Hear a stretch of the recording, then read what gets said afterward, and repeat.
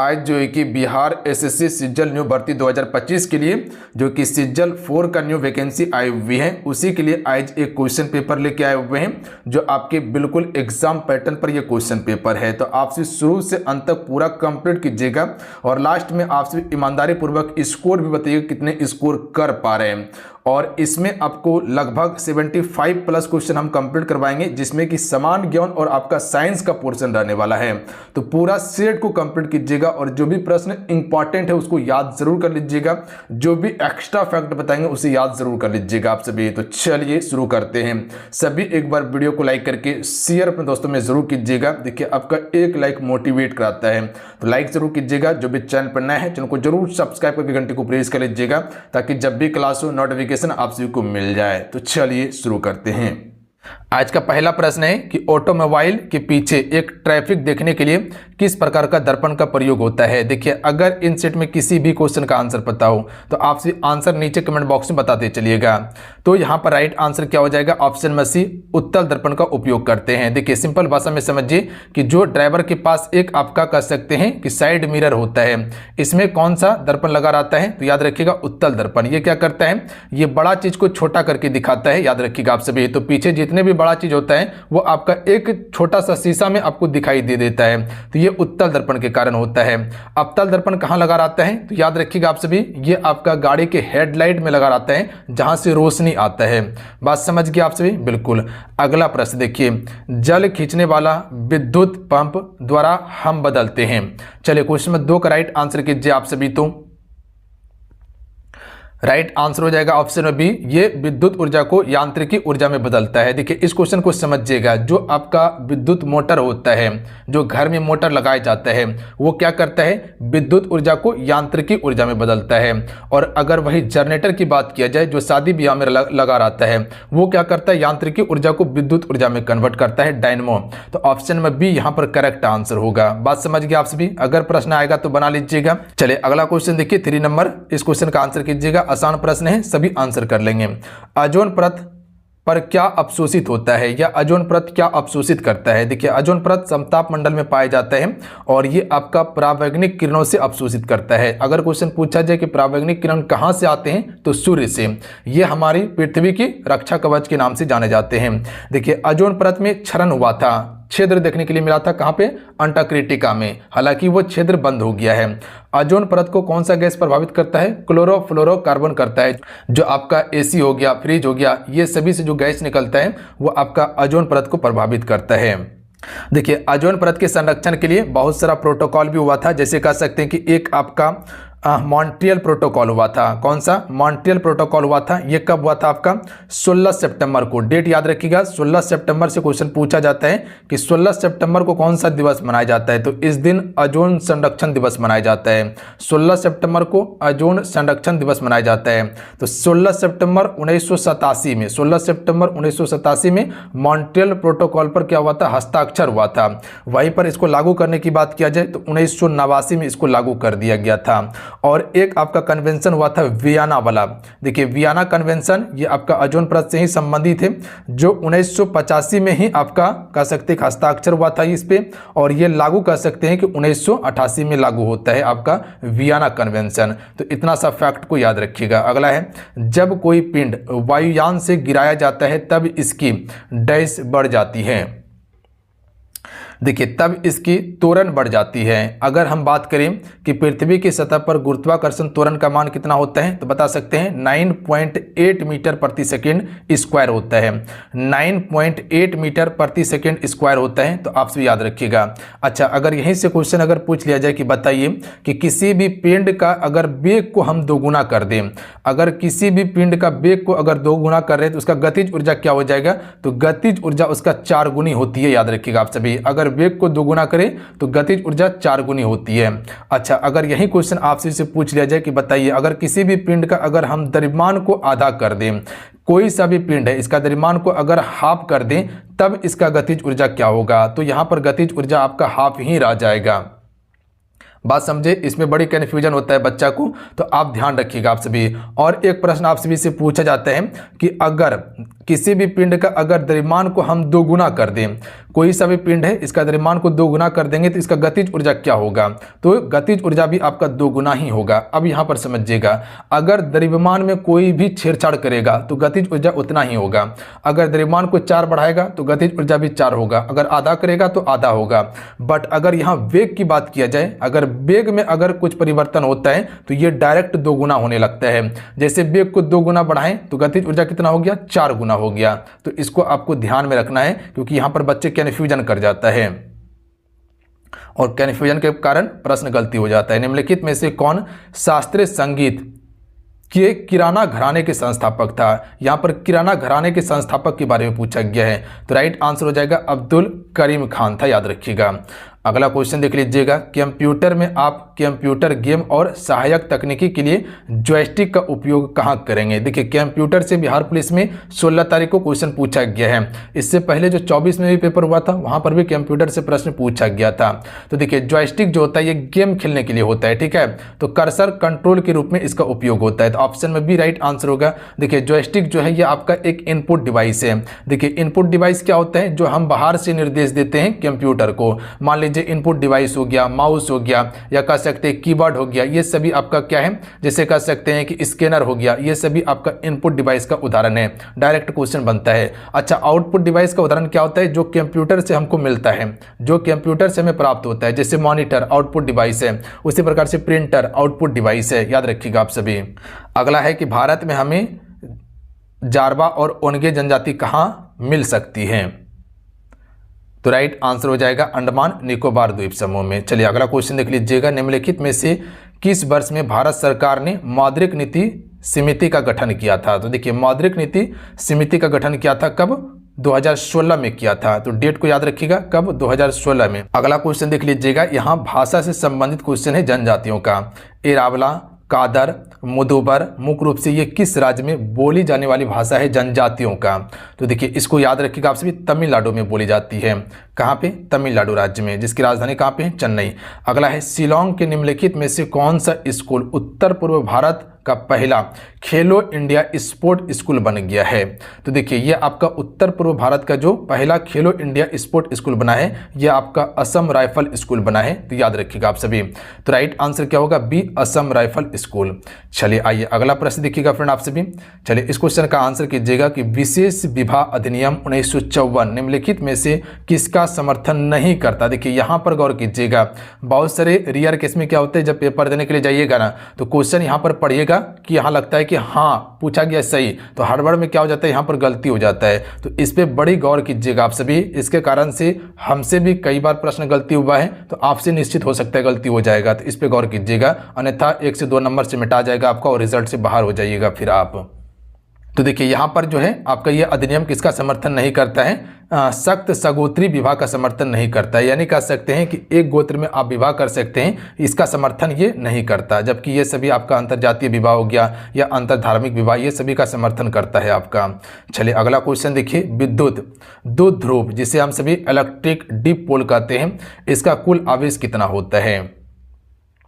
अच्छा बताइएगा कि टेस्ट पेपर में आप सभी किसको किसको इस प्रकार से प्रॉब्लम हुआ है कि नहीं और हाँ में क्वेश्चन गलती हुआ है, नहीं और हाँ में क्वेश्चन आपका गलती हुआ है, बताइएगा आप सभी। तो इसका करेक्ट आंसर क्या हो जाएगा, 0 होगा, याद रखिएगा आप सभी, क्या होता है 0। अगला है, भारतीय संविधान के अनुसार निम्नलिखित में से कौन सा संवैधानिक निकाय है, यानी कि एक संवैधानिक निकाय इनमें से कौन सा है। 13 का राइट आंसर क्या होगा। देखिए, वित्त आयोग। वित्त आयोग क्या है, आपका एक संवैधानिक निकाय है और इसका चर्चा कहाँ पर किया गया है, अनुच्छेद 280 में वित्त आयोग के बारे में बात किया गया है। अच्छा, वित्त आयोग क्या होता है, तो केंद्र और राज्य के बीच धनों का बंटवारा करता है। अच्छा अगला क्वेश्चन देखिए, भारत में स्थानीय स्वशासन का जनक किसे कहा जाता है।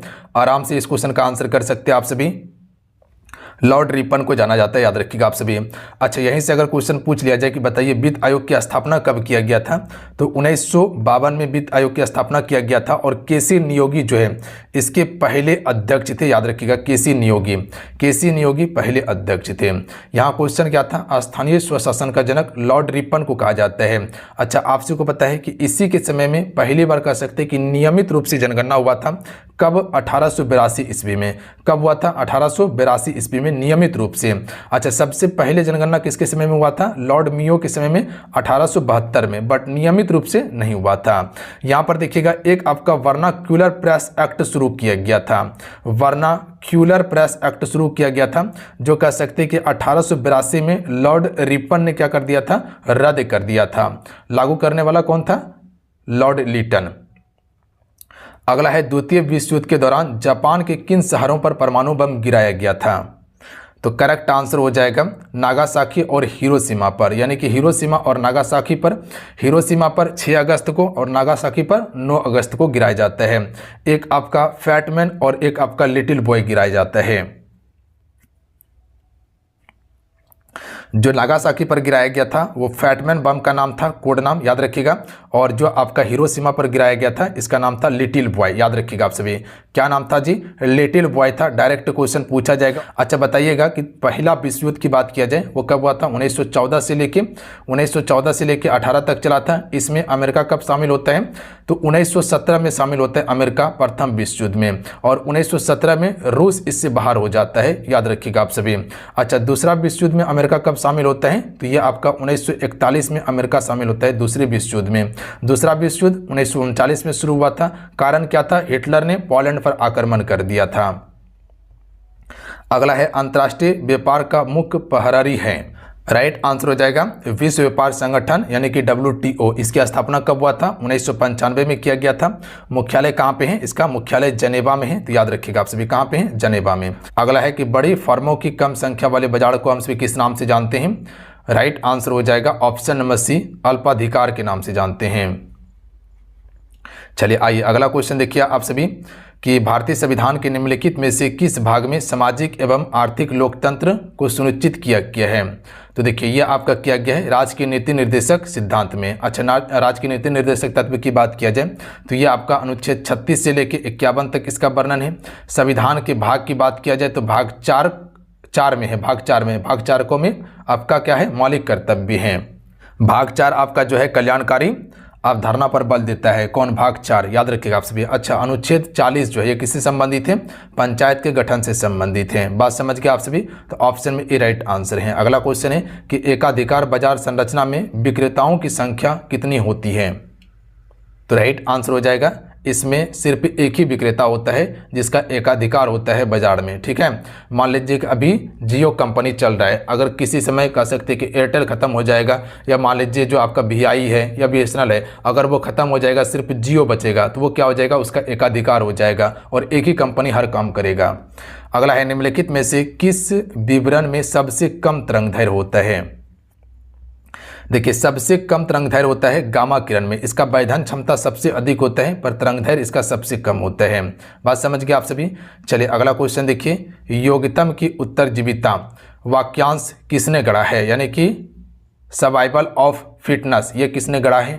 तो राइट आंसर हो जाएगा स्पेंसर ने गढ़ा है, याद रखिएगा आप सभी। किसने? स्पेंसर ने। आइए अगला क्वेश्चन देखिए आप सभी। क्वेश्चन है कि 1 से 5 मिलियन जनसंख्या वाले शहर को हम सभी किस नाम से जानते हैं? तो राइट आंसर हो जाएगा इसे मेट्रोपॉलिटन शहर कहा जाता है, याद रखिएगा आप सभी। अच्छा, 10 मिलियन से अगर अधिक आबादी रहे तब उसको क्या कहते हैं? मेगा सिटी कहते हैं। क्या कहते हैं? Mega city. अगला क्वेश्चन है कर्क रेखा किस देश से होकर नहीं गुजरती? देखिए कर्क रेखा नेपाल से नहीं गुजरती, याद रखिएगा। जबकि चीन हो गया, म्यांमार हो गया, बांग्लादेश, ये सभी से गुजरती है। भारत से होकर गुजरती है, भारत के 8 राज्यों से होकर गुजरती है। 23.5 डिग्री उत्तरी अक्षांश रेखा है। निम्नलिखित में से कौन जलने में सहायक होता है? तो देखिए जलने में सहायक होता है ऑक्सीजन, याद रखिएगा आप सभी। ऑक्सीजन होता है। पेशेवर फोटोग्राफर के हाथ में कैमरा डैश वस्तु होता है। देखिए एक पेशेवर फोटोग्राफर है, उसके हाथ में कैमरा है, तो ये उसका पूंजीगत वस्तु है, यानी कि पूंजी है उसका। ठीक है, अगला क्वेश्चन है कि विश्वव्यापी महामंदी किस वर्ष आई थी? देखिए विश्वव्यापी अगर महामंदी की बात किया जाए तो ये आपका किस वर्ष आई थी? कोई बता सकते हैं? राइट आंसर हो जाएगा 1929 में, याद रखिएगा आप सभी। अगला है कि अमर्त्य कुमार सेन को किस वर्ष अर्थशास्त्र में नोबेल पुरस्कार मिला था? देखिए 1998 में इसे नोबेल पुरस्कार दिया गया था। सबसे पहले 1913 में नोबेल पुरस्कार भारत आता है। किसको दिया जाता है? रविन्द्रनाथ टैगोर को गीतांजलि के लिए। और उसके बाद 1930 में CV रमन को दिया जाता है रमन प्रभाव के लिए। बौद्धकी में। सिंध पर विजय प्राप्त करने वाला अरब सेना का सेनापति का नाम बताइए। तो देखिए सिंध पर विजय प्राप्त करने वाला था मोहम्मद बिन कासिम, याद रखिएगा आप सभी। दाहिर के खिलाफ इसने आक्रमण किया था 712 में, याद रखिएगा आप सभी। कब? 712 ईस्वी में। अगला क्वेश्चन देख लीजिएगा, निम्नलिखित में से कौन सी सेवा अखिल भारतीय सेवा नहीं है? देखिए अखिल भारतीय सेवा, इनमें से आपका भारतीय विदेश सेवा जो है ये आपका अखिल भारतीय सेवा नहीं है, जबकि आपका प्रशासनिक सेवा हो जाएगा, उसके बाद भारतीय पुलिस सेवा IPS हो जाएगा, और भारतीय वन सेवा जिसे हम सभी क्या कहते हैं IFS कहते हैं, याद रखिएगा आप सभी। इंडियन फॉरेस्ट सर्विस, याद रखेंगे। अगला क्वेश्चन देख लीजिएगा, क्वेश्चन नंबर 30 है कि भारतीय राष्ट्रीय कांग्रेस के किस सत्र में पूर्ण स्वराज का प्रस्ताव रखा गया था? आसान प्रश्न है। 1929 का लाहौर अधिवेशन में रखा गया था, और 31 दिसंबर को कह सकते 31 दिसंबर 1929 को रावी नदी के तट पर झंडा फहराया गया था, और 1 जनवरी 1930 से स्वतंत्रता दिवस मनाने की घोषणा किया गया था। अगला क्वेश्चन देख लीजिएगा, कुषाण काल में भारतीय और ग्रीक शैली के मिश्रण से विकसित कला शैली को हम सभी किस नाम से जानते हैं? तो इसे गंधार कला शैली कहते हैं। अगला क्वेश्चन है, डॉक्टर मनमोहन सिंह के बारे में कौन सा कथन सत्य है? पहला है कि ये कैम्ब्रिज और ऑक्सफोर्ड विश्वविद्यालय से पढ़ाई किए थे, बिल्कुल सही है। ये RBI के गवर्नर और UGC के अध्यक्ष, योजना आयोग के उपाध्यक्ष और अन्य पदों के पास कह सकते अन्य पदों पर ये आसनित हुए थे, ये भी कथन आपका सत्य है। तीसरा है कि भारत के 13वें प्रधानमंत्री बनने से पूर्व वित्त मंत्री के रूप में नई आर्थिक नीति भी लाई थी, ये भी आपका सही कथन है। तो मनमोहन सिंह के बारे में ये तीनों कथन सत्य हैं, तो इसका ऑप्शन नंबर D हो जाएगा राइट आंसर, याद रखिएगा। देखिए प्रधानमंत्री के क्रम से क्वेश्चन आपका बिहार पुलिस में पूछा गया है, तो ध्यान दीजिएगा आप सभी कि प्रधानमंत्री का क्रम बताना था कि कौन पहले बना था, तो ये भी बन सकता है आपके पेपर में। भारत के संविधान का कौन सा अनुच्छेद अस्पृश्यता की अवधारणा को समाप्त करता है? तो सभी को पता है कि अनुच्छेद 17 ये क्या करता है कि किसी भी से आप अछूत नहीं कर सकते हैं, ये क्या है? दंडनीय अपराध है। अनुच्छेद 18 में उपाधियों का अंत कर दिया गया है। भारत की 5 पंचवर्षीय योजना का मुख्य उद्देश्य क्या था? देखिए 5वीं पंचवर्षीय योजना आपका, देखिए 5वीं पंचवर्षीय योजना 1974 से लेकर 78 तक चलता है, मात्र में ये आपका 4 साल का ही योजना थी, और इसमें गरीबी उन्मूलन की बात यहाँ पर कहा गया था, और इंदिरा गांधी इसका नारा दिया था। निम्नलिखित में से कौन लोक नृत्य तमिलनाडु से संबंधित है? उस समय इंदिरा गांधी ही प्रधानमंत्री थी देश की। राइट आंसर ऑप्शन में सी हो जाएगा कुंभी, यह आपका तमिलनाडु से संबंधित लोक नृत्य हैं। अगला है, एक लेखा वर्ष के दौरान घरेलू क्षेत्र के डैश उत्पादित अंतिम माल और सेवाओं का कुल मूल्य सकल घरेलू उत्पाद आय कहलाती है। तो इसको हम सभी क्या कहते हैं? तो इसे भीतर कहते हैं। देखिए यहाँ समझिएगा क्वेश्चन को, क्वेश्चन क्या कहना, क्वेश्चन समझे नहीं होंगे आप सभी, क्वेश्चन समझिएगा। एक लेखा वर्ष के दौरान घरेलू क्षेत्र के भीतर उत्पादित अंतिम माल और सेवाओं का कुल मूल्य सकल घरेलू उत्पाद आय कहलाती है, याद रखिएगा, जो घरेलू क्षेत्र के भीतर उत्पादित होता है। बात समझिए। अगला है, कवियत्री और लेखिका अमृता प्रीतम निम्नलिखित में से किस साहित्य पत्रिका से जुड़ी हैं? तो ये आपका नागिन मणि से जुड़ी है, याद रखिएगा आप सभी। चलिए अगला क्वेश्चन देखिए फ्रेंड आप सभी, निम्नलिखित में से कौन सा एक विषाणु जनित रोग नहीं है? देखिए विषाणु जनित रोग कौन कौन सा है? रेबीज हो गया, चेचक हो गया, खासरा हो गया, उसके बाद एड्स हो गया, ये सभी विषाणु से फैलता है। जबकि कुष्ठ जो है, जैसे कुष्ठ रोग भी कहते हैं, ये आपका जीवाणु से फैलता है। जैसे मलेरिया जो होता है ये प्लाज्मोडियम से फैलता है। दाग धब्बा जो होता है वो आपका कवक से फैलता है। 1 अप्रैल 1937 को अंग्रेज द्वारा संयुक्त प्रांत के रूप में कौन सा आधुनिक भारतीय राज्य बनाया गया था? देखिए उसको पहले संयुक्त प्रांत कहते थे, याद रखिएगा आप सभी। जो बनाया गया था उत्तर प्रदेश वाला क्षेत्र, याद रखिएगा आप सभी। ऑप्शन नंबर क्या हो जाएगा? सी करेक्ट आंसर होगा। अगला क्वेश्चन देखिए, निम्नलिखित में से कौन सा द्वीप समूह बंगाल की खाड़ी में स्थित है? तो यहाँ पर देखिए क्या द्वीप है, मेरू है, मिनिकॉय है? गलत है ये सभी। मिनिकॉय लक्षद्वीप अरब सागर में है, अंडमान निकोबार द्वीप समूह ये आपका बंगाल की खाड़ी में है। बात समझ गए। अगला है कि किस नदी की मयूराक्षी, दामोदर, कंसावती और रूप नारायण नाम की एक सहायक नदी है? यानी कि ये जितने भी नदी देख रहे हैं ये किस नदी की एक सहायक नदी है, ये बताना है। तो राइट आंसर होगा हुगली की सभी सहायक नदी है। क्या क्या बताए? हुगली की सहायक नदी में मयूराक्षी हुगली की सहायक नदी है, दामोदर भी, और उसके बाद कंसावती और रूपनारायण ये सभी हुगली की सहायक नदी है। अगला क्वेश्चन देख लीजिएगा, LED का यहाँ पर फुल फॉर्म बताना है। तो राइट आंसर क्या हो जाएगा? लाइट एमिटिंग डायोड होगा। अगला क्वेश्चन देखिए, भोपाल का वह नवाब कौन था? या थी जिसने 1868 से 1901 तक शासन किया? तो करेक्ट आंसर क्या हो जाएगा? बी, शाहजहां बेगम। याद रखिएगा आप सभी, कौन सा हो जाएगा? शाहजहां बेगम हो जाएगा। अगला क्वेश्चन देख लीजिएगा, निम्नलिखित में से कौन सा कंप्यूटर की सेंट्रल प्रोसेसिंग यूनिट का एक भाग है? देखिए कंप्यूटर में सेंट्रल प्रोसेसिंग यूनिट की भाग की बात की गई है, तो ये आपका मेमोरी रजिस्टर हो जाएगा। याद रखिएगा आप सभी, सबसे फास्ट मेमोरी होता है आपका रजिस्टर, याद रखिएगा। उसके बाद कैश मेमोरी, उसके बाद कह सकते हैं कि रैम हो गया, रोम हो गया, ये सभी आपका होता है। तो सबसे फास्ट कौन सा होता है? रजिस्टर होता है, ठीक है। सीपीयू के सबसे नज़दीक में रहता है ये। अगला है कि भारत के किस राज्य में सबसे अधिक जिले हैं? तो सबसे अधिक जिले कहाँ पे? उत्तर प्रदेश में। आसान प्रश्न है, आराम से आंसर कर सकते थे। अगला क्वेश्चन देख लीजिएगा कि राज्य में हिमालय की समान दिशा दक्षिण पश्चिम से उत्तर पूर्व तक जो है ये किस में आपको देखने के लिए मिलता है, यानी कि किस राज्य में? नागालैंड में है, नागालैंड तो यहाँ पर स्थित है। मिजोरम, मिजोरम नीचे है। मणिपुर भी आपका नीचे में देखने के लिए मिलता है, तो ये आपका अरुणाचल प्रदेश हो जाएगा। याद रखिएगा, दक्षिण पश्चिम और उत्तर पूर्व में। पोआस्केम पुस्तक के लेखक कौन है? करेक्ट आंसर हो जाएगा वेडेल रॉड्रिक्स। चलिए अगला क्वेश्चन देखिए, भारत में निम्नलिखित में से कौन सा बगान फसल सबसे पहले शुरू की गई? देखिए सबसे पहले बगान फसल जो शुरू हुई थी, नील। याद रखिएगा, नील की खेती जो अंग्रेजों के द्वारा शुरू किया गया। 3 घटिया प्रणाली का नाम सुने होंगे आप सभी, कि 20 बीघा खेत में 3 बीघा में नील की खेती करने के लिए कहा जाता था। और नील का कह सकते कि जो पौधा होता था बहुत जमीन के अंदर तक जाता था, जिससे क्या होता था? मिट्टी का उर्वरता खत्म होने लगता था। तो इसी कारण से किसान नील की खेती नहीं करना चाहता था और अंग्रेज जबरदस्ती करवा रहा था। राष्ट्रमंडल खेल 2026 का आयोजन कहाँ किया जाएगा? अति मोस्ट इंपॉर्टेंट है ये, ग्लासगो में। याद रखिएगा आप सभी, ऑस्ट्रेलिया हो जाएगा। बात समझे आप सभी। चलिए अगला क्वेश्चन देख लीजिएगा। अगला क्वेश्चन है कि राजगिरी कई वर्षों तक मगध की राजधानी रहा था, बाद में इसकी राजधानी कहाँ स्थानांतरित कर दी गई थी? तो पाटलिपुत्र में, पाटलिपुत्र में स्थानांतरित की गई थी। अगला क्वेश्चन है कि वह प्रजाति जो खाली एक नग्र क्षेत्र में डैश करती मूल अन्वेषक प्रजाति कहलाती है? तो इसका राइट आंसर होगा आक्रमण। देखिए क्वेश्चन को समझिएगा कि वह प्रजाति जो खाली एक नग्र क्षेत्र पर आक्रमण करती हुई मूल अन्वेषक प्रजाति है। तो ये जो मूल अन्वेषक प्रजाति जो देखते हैं, इसका सबसे अच्छा उदाहरण है आपका लाइकेन। याद रखिएगा आप सभी, तो लाइकेन जो है ये आपका मूल अन्वेषक प्रजाति है। चलिए अगला क्वेश्चन देखिएगा, स्वतंत्रता के समय भारत का लगभग 75% जनसंख्या किस पर निर्भर था? देश का आजाद हुआ 1947 में, तो इस समय सबसे ज़्यादा जीडीपी में योगदान पहला क्षेत्र यानी कि कृषि का था, ठीक है। और अभी के समय में सबसे ज़्यादा सेवा क्षेत्र, यानी कि कह सकते हैं कि अभी जो है सेवा क्षेत्र में जीडीपी का योगदान सबसे ज़्यादा है। अगला है कि भारतीय वन स्थिति रिपोर्ट 2023 के अनुसार भारत में वन और वृक्षा आवरण कितना प्रतिशत है?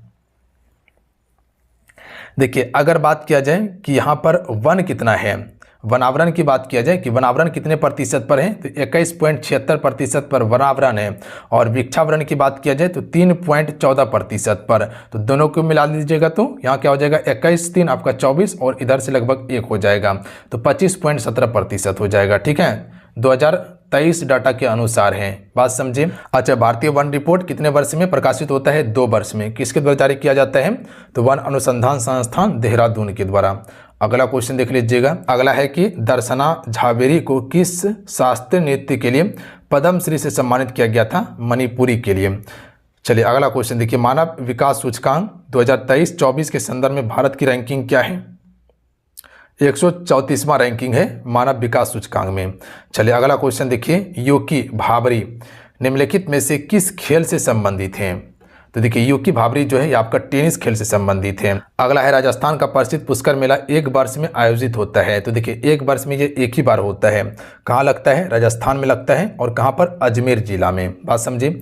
चलिए अगला क्वेश्चन देख लीजिएगा, निम्नलिखित में से किस उपकरण का उपयोग हवा या गैस की आर्द्रता को मापने के लिए प्रयोग करते हैं? तो आसान प्रश्न है, आराम से आंसर कर सकते हैं। हाइग्रोमीटर का प्रयोग करते हैं, याद रखिएगा। वायुमंडलीय दाब बैरोमीटर से मापते हैं। निम्नलिखित में से कौन सी भारत में मीठे पानी की झील नहीं है? देखिए अगर मीठे पानी की बात किया जाए तो यहाँ सांभर आपका मीठे पानी की नहीं, खारे पानी की झील है। कहाँ पर है? राजस्थान में। और सबसे बड़ा तट स्थलीय स्थलबद्ध आपका ये लवणीय झील है। देखिए तटीय लवणीय झील की बात किया जाए तो उड़ीसा का चिरका झील है, पर स्थलबद्ध की बात किया जाए तो सांभर हो जाएगा, जो राजस्थान में सबसे बड़ा। लोकटक, उसके बाद बड़ा पानी और भीमताल, ये सभी आपका मीठे पानी की झील है। इसके अलावा कह सकते हैं कि बुलर झील जम्मू कश्मीर वाला। विषम का चयन करें। संकेत वस्त्र उद्योग, तो यहाँ पर संकेत वस्त्र उद्योग कौन सा हो सकता है? तो राइट आंसर हो जाएगा विद्युत उद्योग, ये आपका एक संकेत वस्त्र उद्योग है। चलिए अगला क्वेश्चन देख लीजिएगा कि केवल 22 वर्ष से अधिक की आयु के भारतीय नागरिक ही किसी राज्य के राज्यपाल के पद के लिए पात्र हो सकते हैं। देखिए राज्यपाल बनने के लिए उम्र कितना होना चाहिए? 35 वर्ष होना चाहिए, याद रखिएगा आप सभी। उपराष्ट्रपति बनने के लिए भी 35 वर्ष और राष्ट्रपति बनने के लिए भी 35 वर्ष उम्र होना चाहिए। चलिए अगला क्वेश्चन देख लीजिएगा। क्वेश्चन है कि पादप वृद्धि हार्मोन जेवरेलिन किससे निकाले जाते हैं? तो राइट आंसर हो जाएगा ये कवक से निकाले जाते हैं। जैसे कि मशरूम का नाम सुने होंगे, कवक का सबसे अच्छा उदाहरण है। देखिए शैवाल जो होता है ये अपना भोजन खुद तैयार करता है, प्रकाश संश्लेषण करता है। कवक प्रकाश संश्लेषण नहीं करता, और ये दोनों थाइलोफाइटा जगत का उदाहरण है। चलिए अगला क्वेश्चन देख लीजिएगा। निम्नलिखित में से कौन सा जोड़ा गलत है? मिलान कीजिए। क्षय रोग, उसके बाद जो है कि समान जुकाम, निमोनिया और हैजा। देखिए क्षय रोग जो होता है जीवाणु से होता है, ये बिल्कुल सही है। समान जुकाम ये विषाणु से होता है, ये भी सही है। निमोनिया गोलान या कोकस से होता है, ये भी सही है। जब देखिए जो प्रोटोजोआ है इससे हैजा होता है, ये आपका गलत है। प्रोटोजोआ से मलेरिया रोग फैलता है, याद रखिएगा आप सभी। जबकि हैजा जो है ये आपका जीवाणु जनित रोग है। चलिए अगला क्वेश्चन देख लीजिएगा कि गेहूं का कीट जिसे रस्ट कहते हैं ये कैसा रोग है?